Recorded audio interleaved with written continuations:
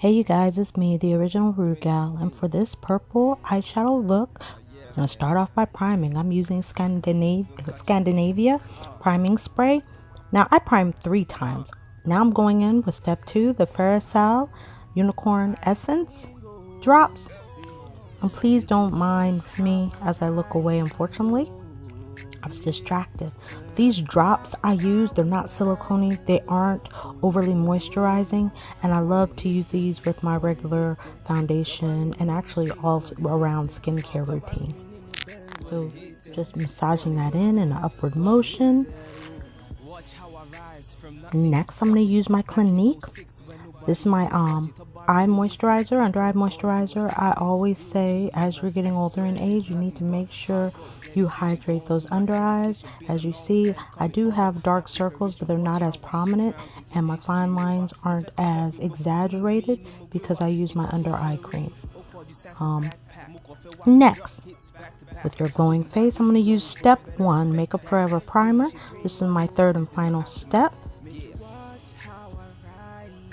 And these I'm just going to use to minimize my pores. I'm going to put it around my cheekbones and around my nose, on my nose, around my mouth, my muzzle. And I'm going to also go in around my bridge, forehead, and not to forget, we're going to go in second time, yes, around the smile lines.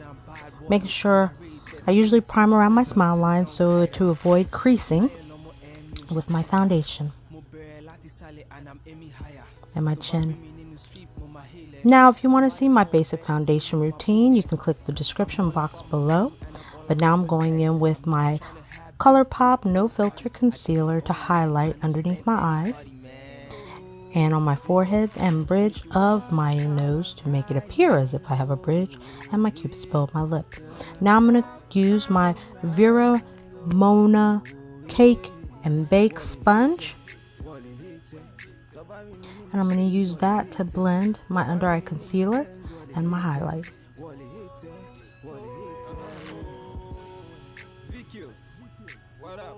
Make sure you're very delicate under your under eye. This will avoid the aging process, making yourself look jolly and sallow like Droopy the dog. We're not about that life.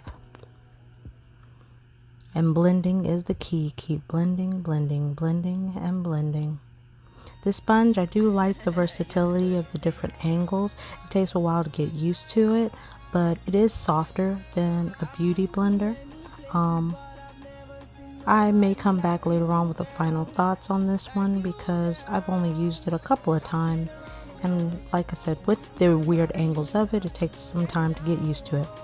Next, I'm going to go in with the Urban Decay Primer Potion and a flat brush, and I'm going to prime my eyelid for this look. Making sure I'm prime and blend. If you haven't already guessed, Urban Decay Primer Potion is somewhat moisturizing. I won't say liquidy. So for me, I do prefer it for this eye look rather than the MAC Paint Pot or MAC Pot and Painterly or Ochre, because those tend to be even dry. Now I'm just blending in more. Now I'm going to go in with the Lorax palette, and with taupe, I'm going to use that as my transition color. With a big blending brush, we're going to go in with a little bit of taupe, and I'm going to use this around my, showing you taupe again, I'm going to use this around my brow bone and my crease. Now this is not my brow bone highlight, I'm using my natural skin texture or skin to be that highlight. This is just subtle, the taupe, to give a subtle shadow for this purple look. One thing about purples, a lot of times, especially for women of color, you want to go in deep and dark. I would say no. For next, I'm going to use my ColourPop Amanda Steele Weekend Warrior palette, and I'm going to use the taupe gray as an eyelid color over 3/4 of my eyelid. I'll just be patting this in because I want true pigmentation. As you see, it is quite pigmented. Now with a big blending brush, I'm going to blend the lid color into my crease. just diffusing it and getting rid of any harsh lines. Next, in the same palette, I'm going to use the teal blue, and it's a deep teal blue for my outer fourth of my eyelid. This will always also help to add to the smokiness of this eye look and blend nicely into my transition color. And then I'm going to take a blending brush, same one, and I'm going to go and I'm going to buff it into my crease to deepen my crease color. Also, not to forget to blending out the outer edges on my eyelid as well with a light hand. And there you go. Now I'm going back in with the taupe just to clean up my transition color. It helps to diffuse the teal and also incorporate the gray. Now with my 1675 palette and a clean flat brush, I'm going to use their Pro palette they just came out with. Remember, this was in my mini haul. This is all hand pressed, and I'm going to use this lilac color for the center of my eyelid. By packing in the color, as you see, gives the most pigment. And honestly, you don't have to use a lot of this to get this beautiful look.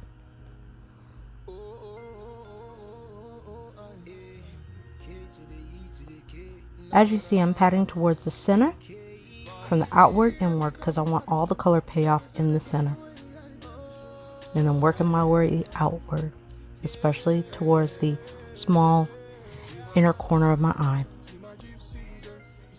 Now in the same palette, I'm going to use the light purple for my inner corner of my eyelid. As you see,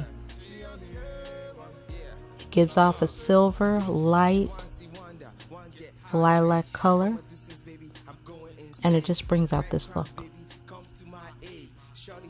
Then going back in with the violet or lilac color, I'm going to go in and blend it out. Now with my small detail brush, I'm going to go back in, this time with the grayish blue color in my Weekend Warrior palette, and I'm just going to define that outer V.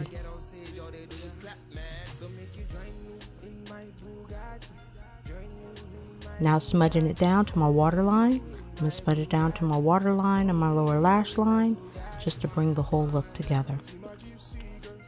And also to intensify the V with that teal color.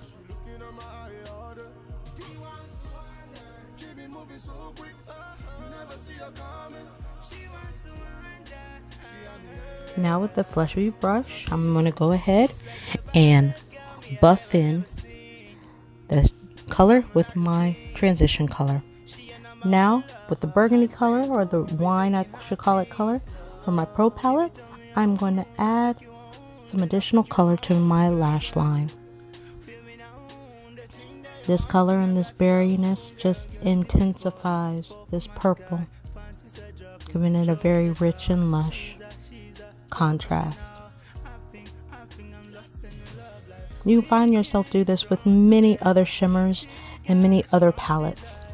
I just wanted to show off what the 1675 palette can truly do. Again, I'm bringing this color down, just want to diffuse it. Now with the Viseart Trio, I'm going to use the brown for my contour. For me, I like a soda contour because I do have such defined cheekbones and my jawline. My contour, I do not like to be too prominent and too dark, just a subtle variation from my own skin tone. Going in with both sides. Now Viseart are known for their professional pigmented palettes, and I do enjoy this one. Just buffing it in, working it up. And now with pinching my brush, I'm going to contour my nose with the same contour color that I use for my cheekbones. If you see me in person, you'll see I do not have a bridge. So because I don't have a bridge, I have to fake it. And then, never been very subconscious about my forehead, but also if I contour my cheeks, I need to contour this chin and my forehead. Now with my favorite blush brush, I'm going to go in with this beautiful blush rose color and just tapping on the apples of my cheek to deposit the color because it is very pigmented. I'm not trying to look like Homie the Clown, but yet Queen Petty that I am. And then just with a light hand, we're going to blend that all in, working towards the back and then intensifying and buffing along the cheek for a beautiful diffused look.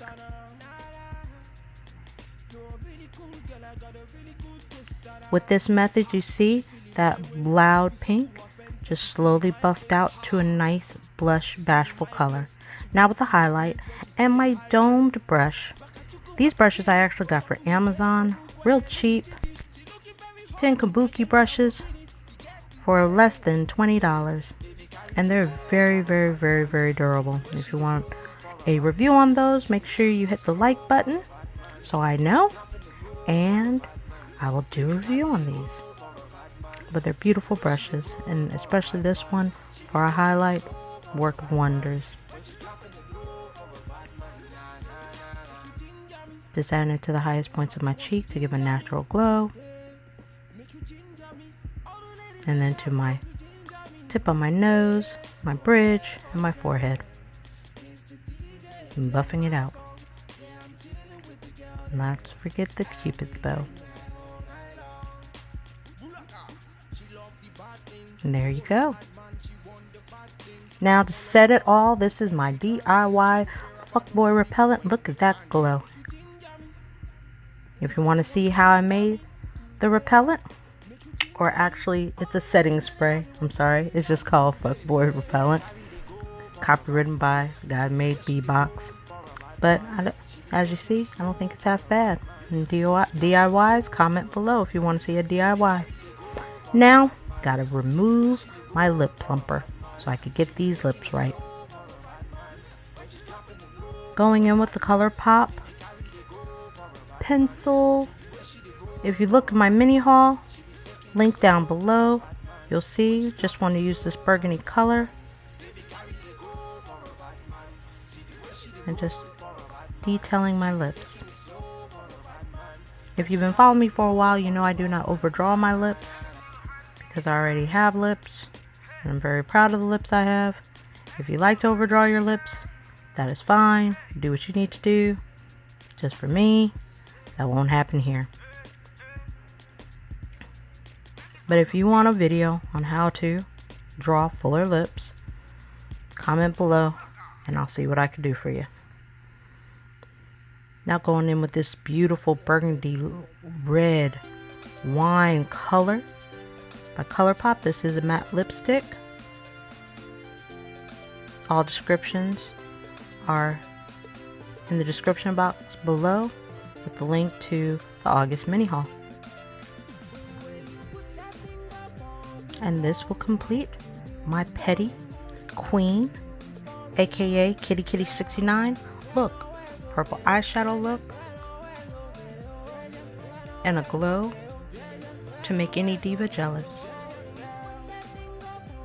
And that's me, the original Rudegal. Remember to like, comment, and subscribe. Hit that notification button, making new videos every week. Bye, Rudies. Love you. I'm holding this door, and they're not helping me. So all of a sudden, the door had a mighty